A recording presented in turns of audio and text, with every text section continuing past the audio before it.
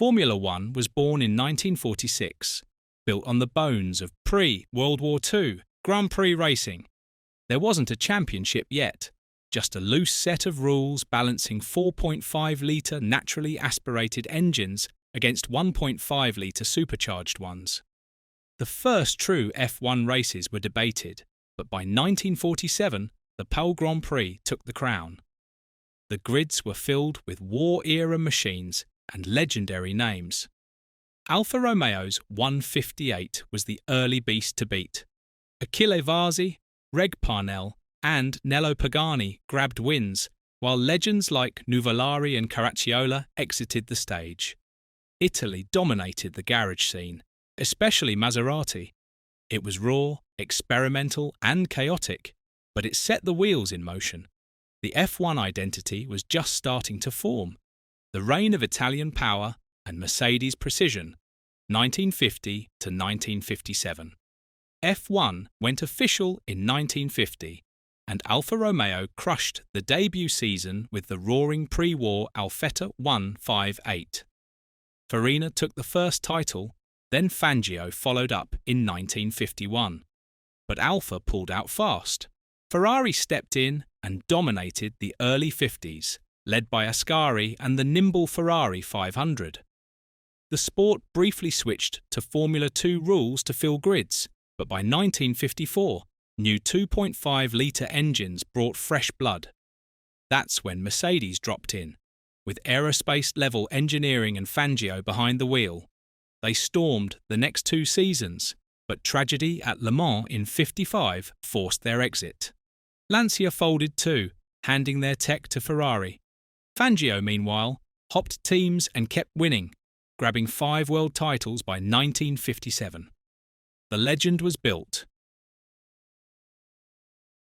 The Garagistas and the mid-engine shake-up, 1958 to 1961.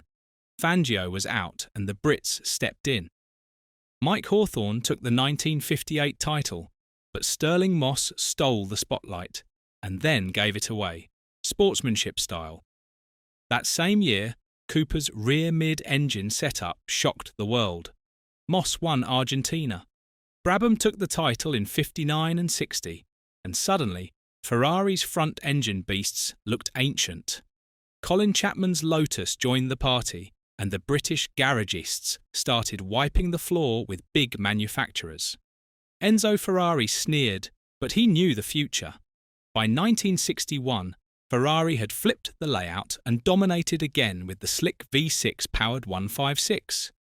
Phil Hill took the crown, but Monza brought tragedy. Mid-engine was the new norm, and Formula One had become a true engineering battleground. Power shifts and British takeover, 1962 to 1967.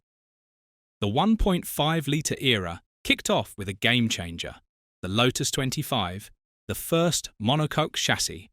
It was light, sleek, and, once reliable, unstoppable. Jim Clark and Lotus ruled 63 and 65, while Ferrari and Surtees stole one in '64. Honda made noise in '65 with the first Japanese win. Then came the 3.0-litre return to power in '66. Most teams struggled, except Jack Brabham. His Repco-powered car was underpowered but light and dead reliable. He won in '66. Denny Hume followed in '67. That same year, Lotus unveiled the Ford Cosworth DFV engine in the Lotus 49. It had serious power and was just getting started. English-speaking drivers owned the grid: Clark, Hill, Surtees, Brabham, Hume, Stewart. It was a full-blown British engineering blitz. Wings, sponsors and safety, 1968 to 1976. The DFV engine was now everywhere, and so were sponsors.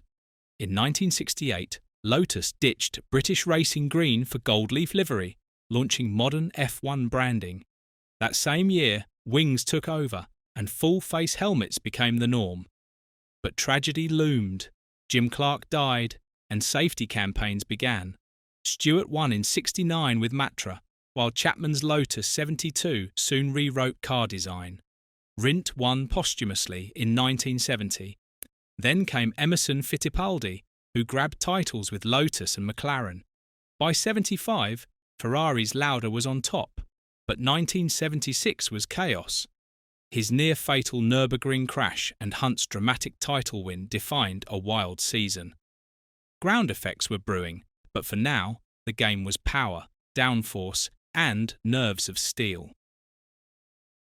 Ground effect, turbos and turf wars, 1977 to 1982. Lotus changed everything in 77 with the 78, a ground effect machine that sucked to the road using side skirts. In 1978, the Lotus 79 took it further. Then Brabham showed up with a one-off fan car, won, and pulled it before it got banned. Meanwhile, Renault shocked the grid with the first turbocharged F1 car, unreliable but a glimpse into the future. By 1979, Ferrari, Williams and Ligier mastered ground effect. But the tech war turned political. FISA versus FOCA split the grid. Turbos versus DFV, manufacturers versus garagistas.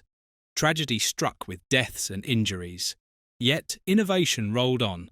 McLaren debuted carbon fibre in 1981, reshaping safety and stiffness. F1 was no longer just fast. It was about power, politics, and technology. Turbo Wars Unleashed, 1983 to 1988. By 1983, turbocharged engines weren't just fast, they were dominant. Piquet took the first turbo-era title with BMW and Brabham.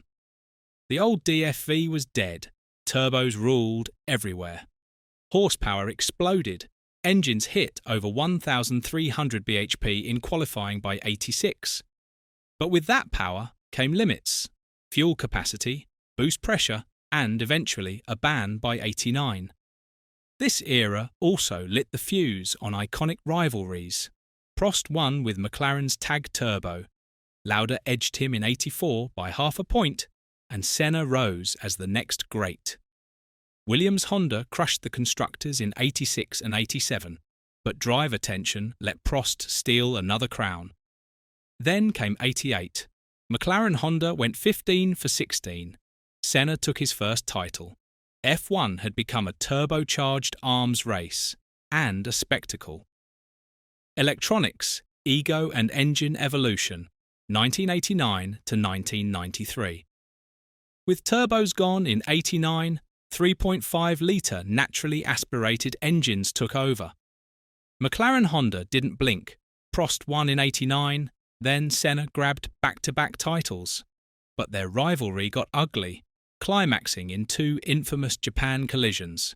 Meanwhile, Williams-Renault emerged, fueled by Adrian Newey's designs and Renault's V10. The 90s also brought tech warfare, active suspension, traction control, semi-auto gearboxes.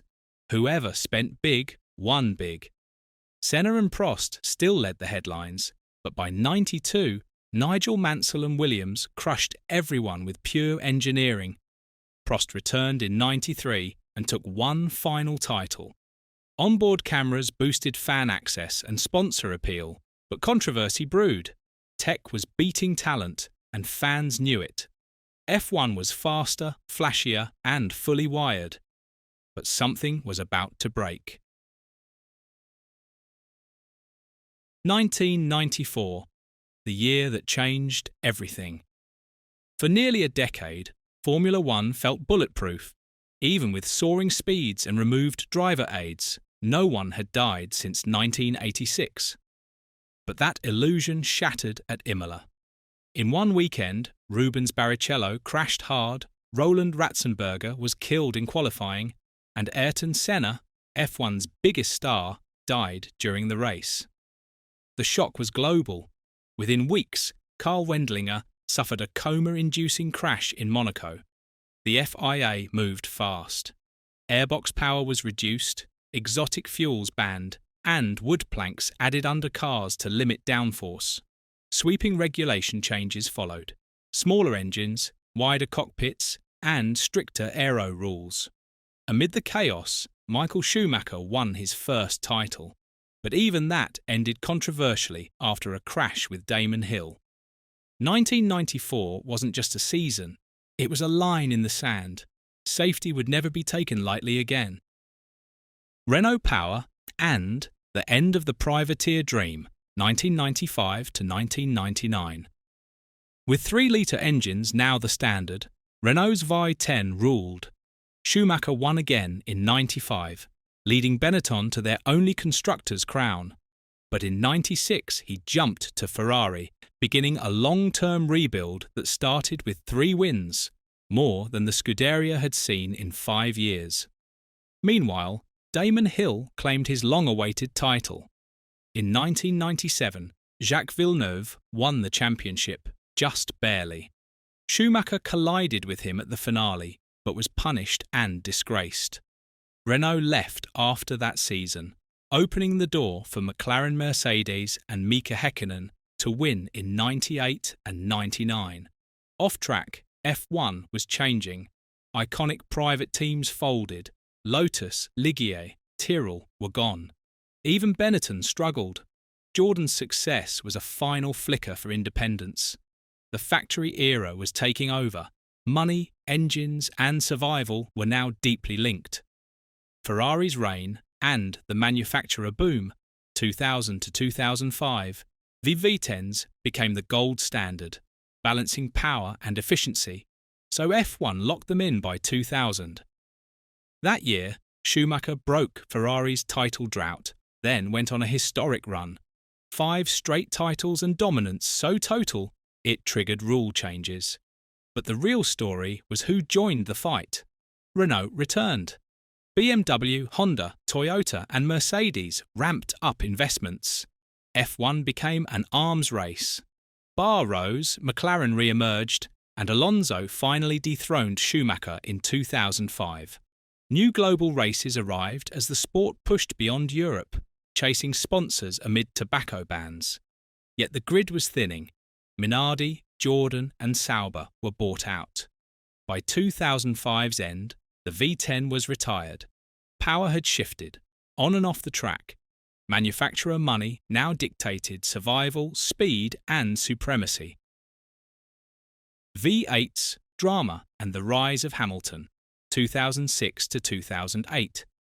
With turbos long gone, F1 shrunk engine size again, now to 2.4-litre V8s in 2006.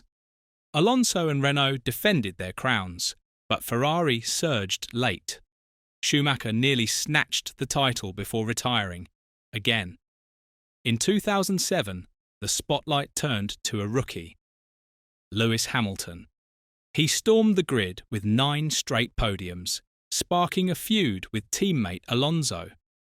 While McLaren imploded off-track in the infamous Spygate scandal, Kimi Räikkönen stole the title by a single point. McLaren was disqualified, handing Ferrari the constructors. In 2008, Hamilton struck back, clinching his first title on the final lap of the final race. Massa won the Grand Prix, but lost the championship by 1 point. Meanwhile, traction control was banned again, and a spec ECU signalled a new era of electronic restrictions. Downsizing, disruption and Red Bull domination, 2009 to 2013. F1 hit reset in 2009. With a global recession looming, the FYA slashed costs, testing limits, RPM caps, standardised ECUs and energy recovery via KERS. Brawn GP shocked the world by winning both titles in its only year, then sold to Mercedes. But as the sport trimmed back, major manufacturers pulled out. Honda, BMW, Toyota, and, eventually, Renault's full works team. Red Bull seized the moment. With Adrian Newey's designs and Sebastian Vettel's precision, they won 4 straight titles, 2010 to 2013. Blending aerodynamics, clever engine mapping and raw speed. DRS and Pirelli tyres were added to spice up racing. McLaren and Ferrari tried to keep pace, but Red Bull's grip was tight. F1 had been forced to simplify, but a new superpower had emerged from the chaos. Hybrids, Horsepower and Hamilton's Empire, 2014 to 2021. F1's hybrid turbo era launched in 2014, 1.6-litre V, 6 engines paired with advanced ERS systems, producing up to 1,000 horsepower. Mercedes nailed it first, thanks to a split turbo design that gave them power, cooling, and packaging advantages no rival could match. Hamilton and Rosberg dominated, taking every title from 2014 to 2016. Ferrari challenged briefly with Vettel in 2017 to 2018, but Mercedes always pulled away. By 2020, Hamilton had matched Schumacher's 7 titles, and Mercedes owned the constructors' crown year after year. Tech was king, but fans craved closer battles. That came in 2021, when Red Bull and Verstappen pushed Mercedes to the edge. After a controversial final lap in Abu Dhabi, Verstappen finally broke the streak. The hybrid era was fast, complex, and for a while completely one-sided. Ground effect returns and Red Bull takes over, 2022 to 2025. In 2022, F1 reset again. Ground effect returned, this time to fix dirty air and allow cars to follow closely. Complex barge boards vanished, outwash was curbed, and floors became the primary source of downforce. The result was cleaner racing and more overtaking. Cost caps and E10 fuel pushed sustainability and parity, but performance gaps remained. Ferrari started strong, but Red Bull crushed it. Verstappen won 15 races and shattered the points record. In 2023, he went even further. 19 wins, 21 podiums, and 86% win rate, the most dominant season in F1 history. Red Bull won 21 of 22 races. Ground effect didn't just bring closer racing, it framed a new empire. Max Verstappen wasn't just champion, he was rewriting what dominance in modern F1 looked like. Now the rules are locked in, the grid is closer than ever. So, what do you think the next era will bring? Thank you for joining us on this journey through the history of Formula One. If you enjoyed this exploration, please like, share and subscribe for more content delving into the world of motorsport.